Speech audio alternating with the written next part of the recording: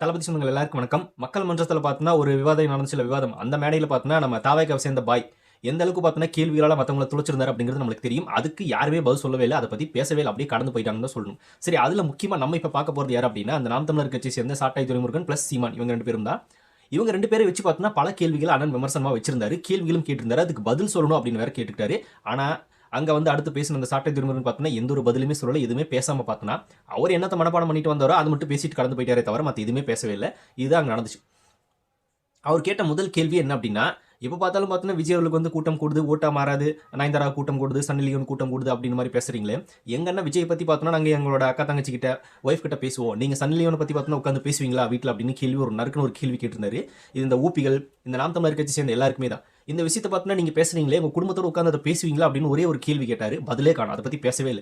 இனிமேல் எவனாவது பார்த்தோம்னா இந்த விஷயத்த எடுத்து பேசினாங்க அப்படின்னா, நம்ம பாய் சொன்ன இதே விஷயத்த பார்த்தோம்னா முன்வைக்கணும். அப்படி வச்சோம் அப்படின்னா எதுவுமே பேச மாட்டாங்க, கிளம்பி போயிட்டே இருப்பாங்க. இதுதான் நடக்கும்.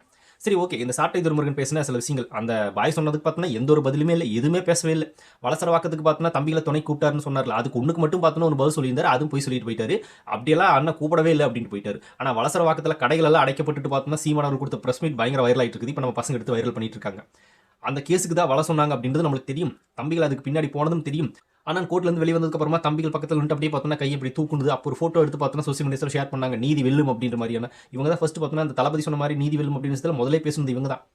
அந்த லெவல்ல பார்த்தோம்னா வலசரவாக்கத்துல கூட்டத்த கூட்டி வச்சுட்டு இந்த விஜயலட்சுமி அக்கா கொடுத்த கேஸ்க்கு பயந்துட்டு போனவரு பார்த்தோம்னா ஒரு மேடையில இல்லன்னு சொல்லி போய் பேசுறாரு அப்படின்னா அவர் எந்த அளவுக்கு பார்த்தோம்னா ஒரு என்ன சொல்றது ஏதோ ஒரு பேர் நீங்க வச்சுங்க அந்த லெவல்ல பார்த்தோம்னா முட்டு கொடுக்குறாரு அண்ணனுக்கு. இது ரியாலிட்டி.